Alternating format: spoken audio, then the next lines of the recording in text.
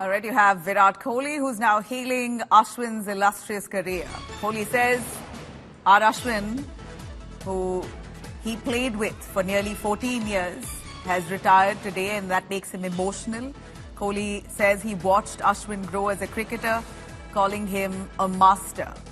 In fact, the BCCI had also earlier commented, a name that's synonymous with mastery, wizardry, brilliance, innovation, the ace spinner with Team India, Ashwin, who's an invaluable all-rounder, announces his retirement. So praises coming in from all quarters. Virat Kohli saying he watched very closely Ashwin grow as a cricketer, worked with him for 14 years, says it's an emotional moment for him.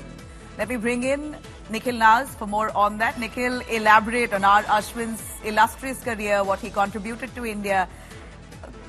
Could we say that this retirement was coming, or is this a surprise? I'd use one word for this, Nabila. It's a shocker. It's a shocker. Comes as a bolt from the blue. This is not something that, a lot of us that follow cricket on a daily basis expected. That's primarily because, you retire when your powers are waning and you think that you cannot contribute, especially when it's a personal decision. Yeah, if the team, takes that call for you, it's another thing. But this retirement, as Rohit Sharma said, as Ravichandran Ashwin said, and our viewers heard it, it was a very personal decision. So it's clearly a decision that's come from Ravichandran Ashwin himself. So when does a player decide that he's had enough? It's either where he sees that he's surplus to the requirement, or he feels that he's not good enough to contribute, or his powers are waning. He's not good enough.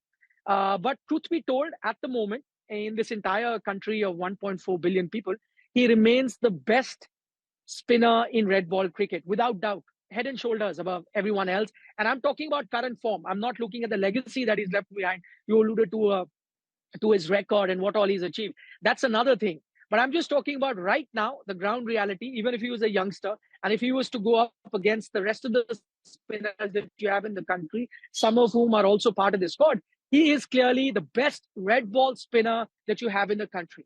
And so at the peak of your power, when somebody retires, you find that a bit surprising. Roger Federer retired, Rafael Nadal retired recently, primarily because they'd reached the end of a cycle. They're having a lot of injuries. They knew that they could not compete with the best in the world. That's not the case with Ravichandran Ashwin. His last test match that he played for India, that was a test match before Brisbane that was played in Adelaide. He was the lone spinner there for India. And even though he did not have too many wickets, but you've got to be mindful of the fact that he was playing a pink ball test match that is primarily very good for fast bowlers. The ball is such, the conditions is such.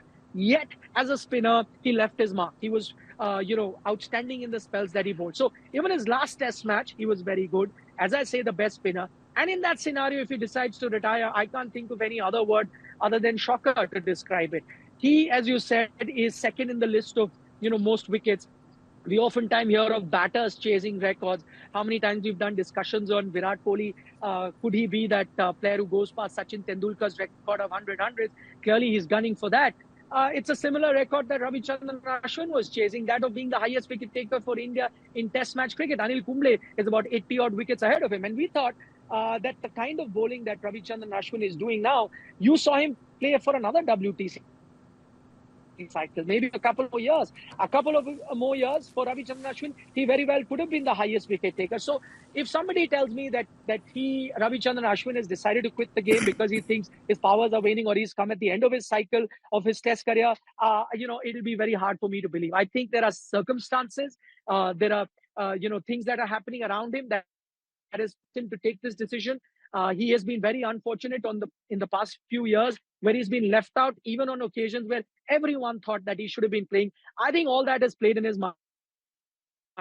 Different coaches in the last 7, 8, 9 years that I look back, and on various occasions he was left out when he should have been playing. I think it was that time where he probably has decided that he's had enough, and that he'd rather choose some peace of mind away from the game, concentrate on playing club cricket, that is the IPL, which he'll continue.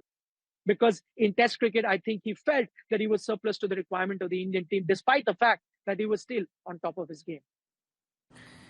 Of course, I'd like to probe, Nikhil, why do you think he was left out? On many occasions, if he felt slighted, what do you think was the reason? Was it politics, or were there better players just at that moment he missed his chance?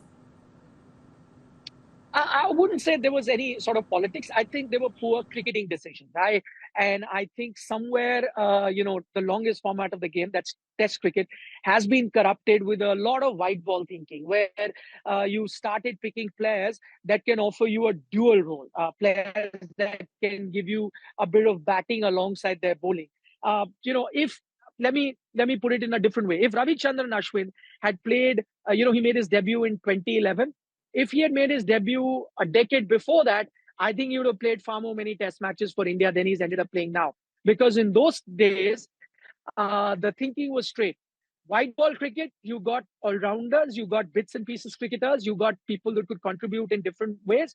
But in test cricket, you went with regulars, you went with the primary skill first. So if you're an outstanding batter, you definitely played. If you're an outstanding bowler, you definitely played. I think in the last decade or so, that thinking has probably moved towards white ball, where you've started thinking that, if somebody can offer me some sort of secondary skill, that might help me. And that I think is a lot of white ball skill that has come into the thinking, and which is really causing the Indian team to take decisions that they are taking at the moment. So I think unfortunate the time that he played, unfortunate the kind of thought process that the Indian team management had. I'll give you an example. There is a Nathan Lyon. And I think Ravichandran Ashwin and Nathan Lyon are at the same level. Nathan Lyon plays for Australia. He's playing the current series. He hasn't had a great time. But every time they play one spinner, it has to be the best spinner, that is Nathan Lyon. India hasn't done that. India has played 3 test matches so far in this series, and each test match has been a different spinner. Not necessarily your best spinner, but anyone who can chip in with some batting, he has been selected over your best spinner. So I think this thought process that the Indian team management had, this change of thinking in test match cricket over the years, I think these have been a few factors. There have been many important occasions where he's been left out. WTC final last time around in 2022, I remember, and you decided not to go with a Ravichandran Ashwin, where everyone sitting on the outside, former players, cricket pundits, everyone said that you should have played. This is a decision that later on, the captain and Rohit Sharma came out and said that, yes, this was an error, that they should have gone with a Ravichandran Ashwin in such an important final. It was the final to decide the best test team on the planet. And India were playing that final versus Australia. You did not play him. You regretted that decision later. But maybe Ashwin on those occasions thought that maybe, this is a lesson. Maybe going forward, they will understand the value that I bring to the team. But that wasn't happening. So I think that then there are a few minor factors in Jadeja getting a good score in this test match, which probably told him that, listen, the next 2 test matches, if India play one spinner, it's definitely going to be Jadeja, which would have been a right call. So no chance of Ashwin making it through. Maybe Sydney test match, you would have gone with 2 spinners. Then also they could have gone with a Washington Sundar, because India have now started looking at, who can be that player who can chip in with the bat.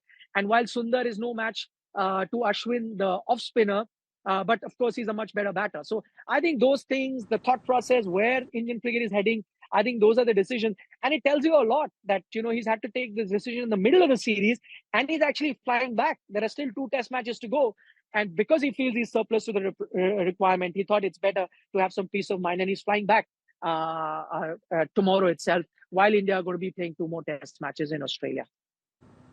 All right, him stepping down from this international stage surely leaves behind tremendous legacy and big boots to fill.